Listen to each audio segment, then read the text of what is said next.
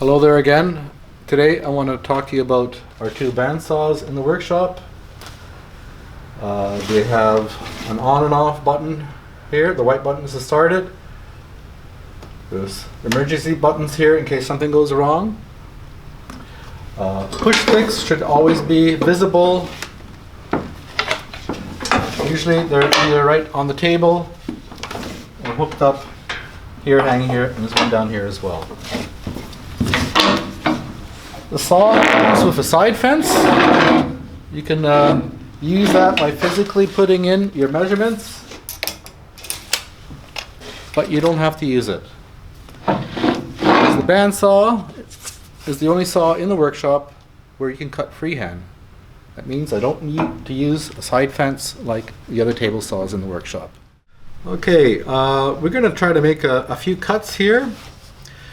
And before you start cutting, you should be aware of the blade guard, often higher than it should be.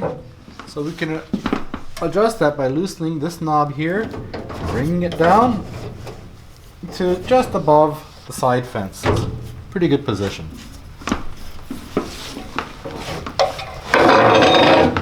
Check that your push sticks are close by you if you're going to cut something small.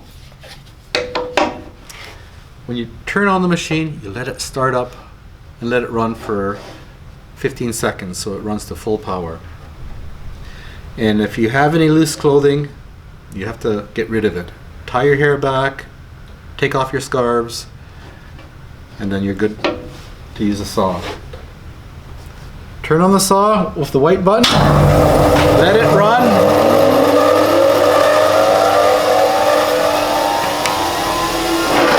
You can use the side fence.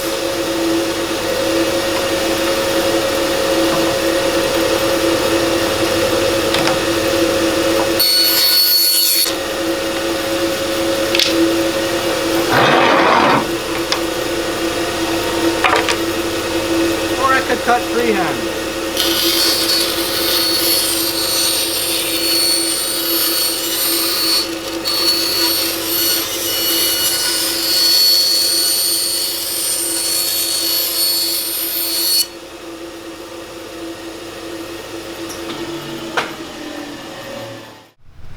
Using the workshop's bandsaw with the larger blade, we could cut larger pieces of material, and it's also suited for ripping material.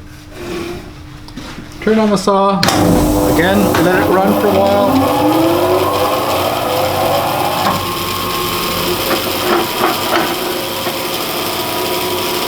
Use my side fence.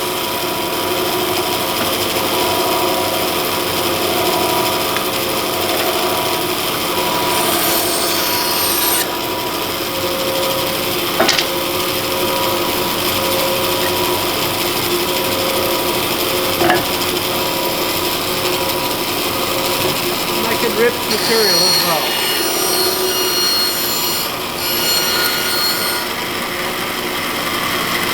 Use your push sticks. Take your time.